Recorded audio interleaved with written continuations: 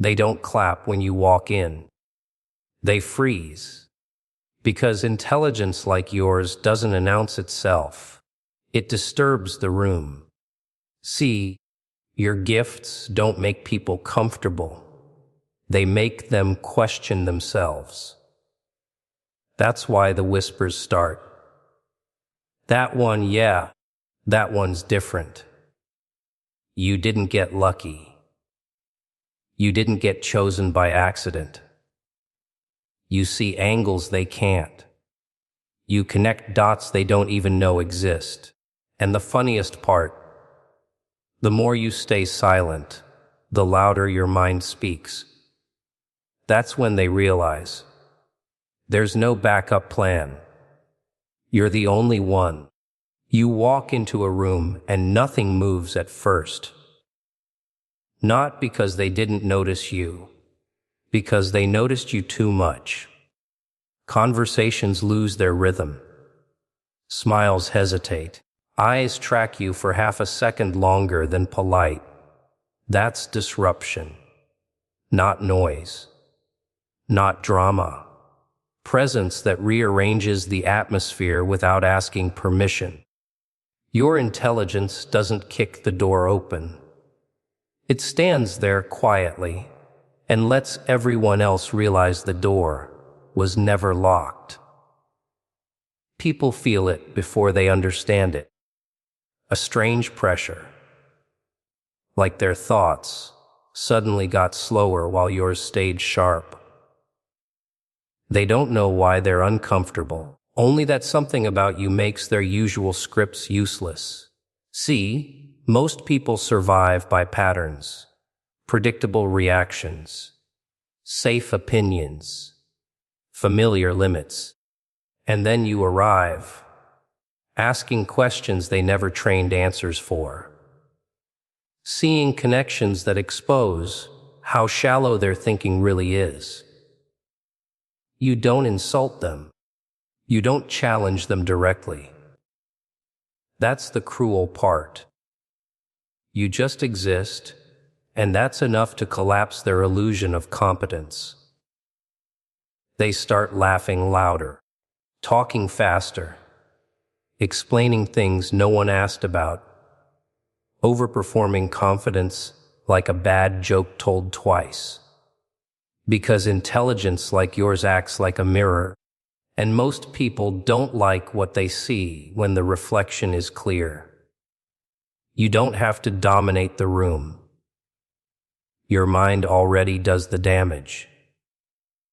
Disruption isn't chaos. It's imbalance. You shift the hierarchy without climbing anything. People who thought they were important suddenly feel optional. People who relied on titles, volume, or numbers realize none of that works on you. You're not impressed. You're not intimidated. You're not even interested in the performance. And that terrifies them more than confrontation ever could. They start adjusting their behavior around you, choosing words carefully, testing reactions, trying to figure out what you know, how much you see, how far ahead you already are. Because deep down, they sense it. You're not playing the same game. While they're protecting ego, you're mapping outcomes. While they're fighting for attention, you're watching structure, motive, weakness. Your intelligence disrupts rooms because it refuses to participate in collective pretending. You don't nod along to nonsense. You don't celebrate mediocrity. You don't confuse popularity with value. That quiet refusal is louder than any speech. It pulls the curtain back without touching it. And the worst part for them, you're calm, no rush, no desperation, no need to prove anything. You let the discomfort sit there breathing, growing. Because disruption doesn't need permission. It just needs truth standing still long enough for everyone else to realize their lies have nowhere left to hide. They don't get angry at first. That comes later. What hits them first is the quiet sting. The realization that your gifts make their effort look loud and inefficient. You didn't steal anything from them, but somehow they feel robbed. Robbed of attention. Robbed of certainty. Robbed of the comfort of believing they were special just because no one better was standing nearby. Your gifts don't announce themselves with arrogance. That's why they cut so deep. You don't brag. You don't compare. You don't need witnesses. And that's exactly what turns insecurity into obsession. Because people can tolerate talent when it begs to be validated. What they can't tolerate is talent that doesn't care whether it's seen. They start measuring themselves against you without asking your permission. Counting wins, rewriting memories. Suddenly every achievement needs an asterisk. Every compliment feels suspicious. They replay conversations with you in their head, looking for proof that you're not as capable as they felt in the moment. Insecurity loves homework. Your gifts expose the shortcuts they took, the corners they cut, the ceilings they quietly accepted and called reality. You didn't force them to look.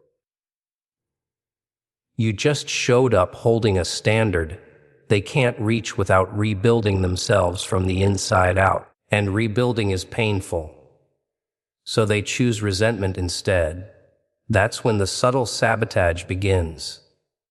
Passive jokes, backhanded praise, questions designed to shrink you instead of understand you. They'll say you're lucky.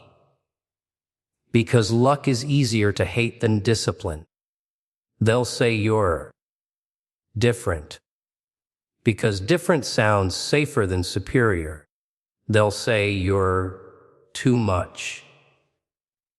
Because admitting they're not enough would crack something they've been protecting for years.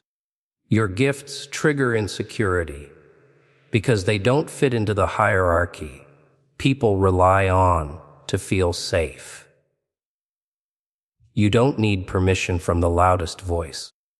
You don't wait for consensus. You don't borrow confidence from crowds.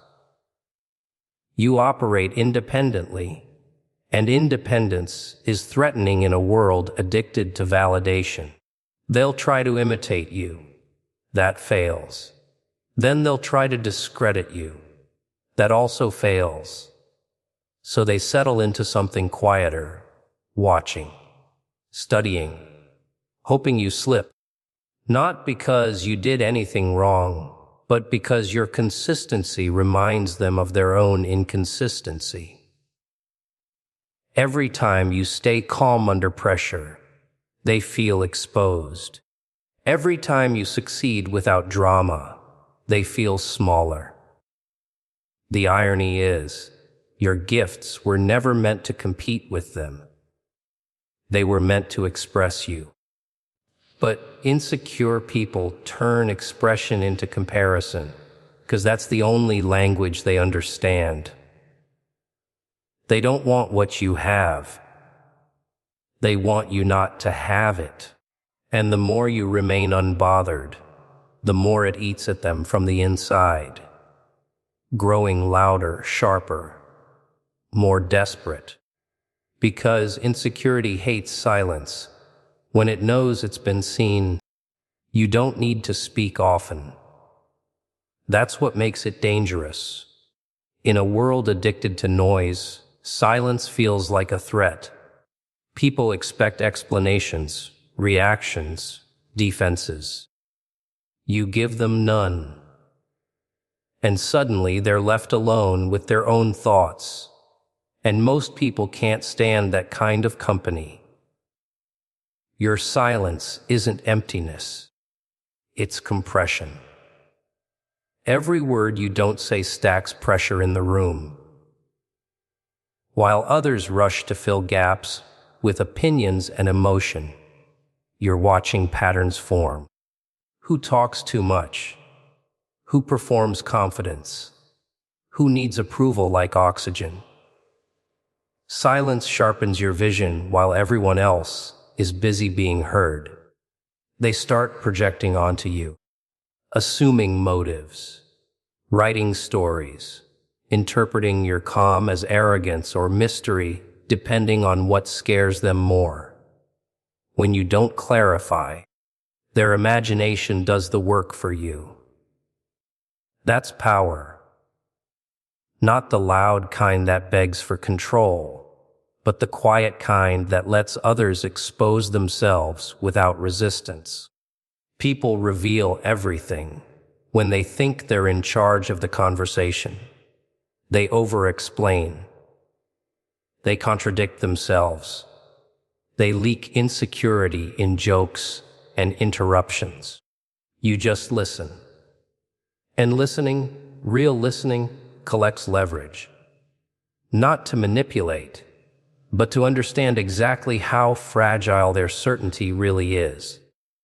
Your silence makes your presence heavier.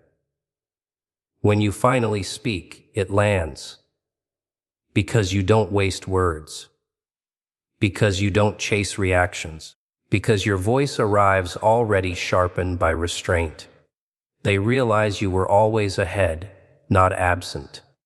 Observing, calculating, waiting. The funny thing is, you're not trying to intimidate anyone.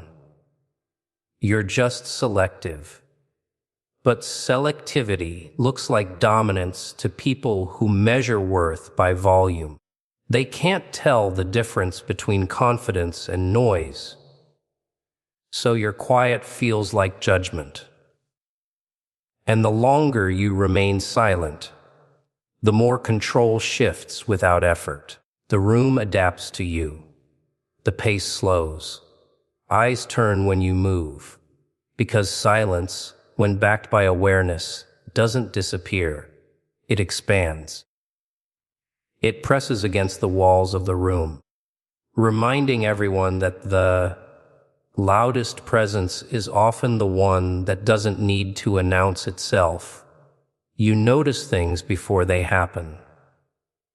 Not because you're psychic, but because you actually look. While everyone else is reacting, you're already tracing the cause. Tiny shifts in tone. Delays in response. The way confidence flickers for half a second before someone speaks. Most people miss these details because they're too busy performing a version of themselves they think will be accepted. You don't just see what's happening. You see what's about to happen. Patterns repeat. Human behavior is lazy like that. The same fears, the same excuses, the same power plays wearing different faces. Once you recognize the structure, surprises disappear. Drama becomes predictable. Intentions become obvious long before they're admitted. This is why people feel exposed around you. You ask simple questions that land heavy. You pause at the right moments. You let silence stretch just enough. They think you're guessing. You're not. You're reading what they already gave away. Their body language talks before their mouth does. Their contradictions confess before they realize it. You connect dots others don't even see as dots. Where they see isolated moments, you see sequences. Where they see coincidence, you see design. And once you see the design, control becomes unnecessary. You don't need to dominate when you understand the system better than the players inside it. They call you observant, insightful, sometimes intense. What they really mean is unsettling, because seeing clearly ruins the comfort of pretending. You don't buy the story they're selling. You notice the cracks in the script. You see who's bluffing, who's posturing, who's afraid of being replaced. And here's the part they never say out loud. They're afraid you see them. Not the version they present, the real one underneath. The motives, the insecurities, the quiet calculations. Because once someone sees you accurately, you can't hide behind confidence or chaos anymore. So they underestimate you on purpose or overestimate you out of fear. Either way, you're already ahead. Seeing what others miss isn't just an advantage. It's isolation. Because when your vision is sharp, illusions stop working. And when illusions stop working, the game changes without anyone announcing it. They keep looking around, hoping there's someone else. A substitute. A version 2. A backup plan that makes you less essential.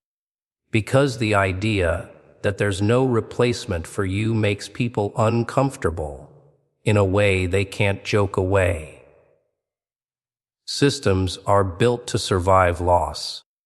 Egos are built to believe they're not dependent. And then you show up and quietly break both assumptions. You don't fit into the interchangeable category. You're not a role, you're a combination. Timing, perception, instinct, restraint. People can copy pieces of what you do, but not the way you arrive at it. They can mimic outcomes without understanding process, and that's where it falls apart. They rehearse what comes naturally to you. They study what you see without effort, and it never quite lands the same. That's when panic sets in. Not loud panic. Internal panic. The kind that shows up as control issues, micromanagement, sudden rules, unnecessary authority.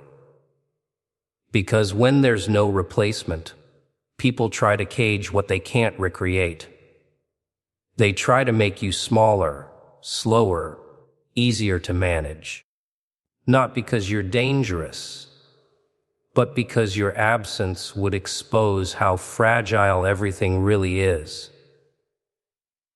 You don't need to say you're irreplaceable. You let behavior say it for you. The way decisions stall when you're not present.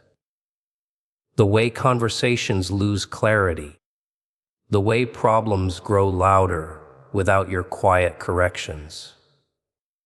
People start referencing you, even when you're not there. What would they think? Did they see this? Let's wait. That's not admiration. That's dependence trying to disguise itself as professionalism. They test boundaries, push limits, see how much they can take before the system shakes. And every time you step back, even slightly, the structure feels it. That's when they realize you weren't just contributing. You were stabilizing, not by force, but by alignment. You held things together simply by being precise where others were approximate. Being irreplaceable isn't about ego. It's about uniqueness multiplied by consistency. You don't spike and disappear. You don't need chaos to be effective. You show up sharp, measured, repeatable. And that scares people more than raw talent ever could. Talent can be outsourced. Presence can't. So they keep pretending you're optional while treating you like a constant. They downplay your value in words while guarding your position in actions. Because admitting there's no replacement would mean admitting vulnerability. And most people would rather lie to themselves than sit with that truth. You see it in their behavior before they ever say it. The hesitation, the careful tone, the way authority softens around you. Not respect exactly, caution. Because when there's no replacement, power shifts quietly. You don't need leverage. Your absence already is leverage. And everyone in the room knows it. Even if they refuse to say it out loud. Even if they keep searching for someone else who can do what you do. Think how you think. Move how you move. Hoping one day the gap you leave won't feel so obvious. Hoping the system won't expose how much of it was balanced on you standing exactly where you are being. The only one was never meant to feel comfortable. It was meant to feel isolating, heavy, slightly unhinged. When there's no comparison point, no peer group, no mirror that reflects you accurately, you stop measuring yourself by approval. You can't blend in if there's nothing to blend with. And that's where the edge sharpens. People think advantage comes from numbers, from alliances, from belonging somewhere safe. But being the only one removes negotiation from the equation. There's no debate about standards when you set them by existing. No competition when the lane only fits one mind, one rhythm, one way of seeing. You don't race. You don't chase. You move, and everything else adjusts or gets left behind. They try to categorize you because humans fear what they can't label. Genius. Difficult, intense, lucky. Anything to make you sound explainable. But the truth is simpler and more unsettling. You operate outside the range they prepared for. You're not extreme. You're precise. And precision looks dangerous in a world built on approximation. Being the only one means you don't get validation early. Or often. Sometimes ever. Applause comes late, if it comes at all. Instead, you get resistance. Doubt disguised as concern. Pressure to soften, slow down, dilute what makes you effective. Because when there's only one of you, you threaten comfort just by refusing to be average. Your edge isn't aggression. It's clarity. While others hesitate, you decide. While others argue, you execute. While others need consensus, you trust your internal alignment. That kind of independence rewires power dynamics. You don't need permission to move forward, and that unsettles people who rely on group energy to feel brave. There's also responsibility in being the only one. No fallback, no template. No one to blame when things go wrong. Every decision carries weight because it originates with you. That pressure forges something most people never develop. Self-trust under uncertainty. You learn to stand alone without collapsing, to move without applause, to hold your ground without witnesses. And that's the edge they don't see coming. You're not fueled by comparison. You're fueled by conviction. Loss doesn't scatter you. Silence doesn't scare you. Isolation doesn't weaken you. It refines you. While others need momentum from the outside, you generate it internally. steady and unsettling. They'll say it must be lonely at the top. What they miss is that you were alone long before you were ahead. You learned to operate without echoes, to trust your vision without confirmation, to sharpen your instincts without reassurance. That's why when pressure hits, you don't panic. You've been carrying it quietly the whole time. Being the only one isn't a disadvantage you overcome. It's the weapon you stop apologizing for. Because when there's no substitute, no equal, no comparison, the game changes. Not loudly, not dramatically, just enough that everyone feels it shift, just enough that the rules stop protecting those who need them, just enough that your presence alone redraws the balance in the room.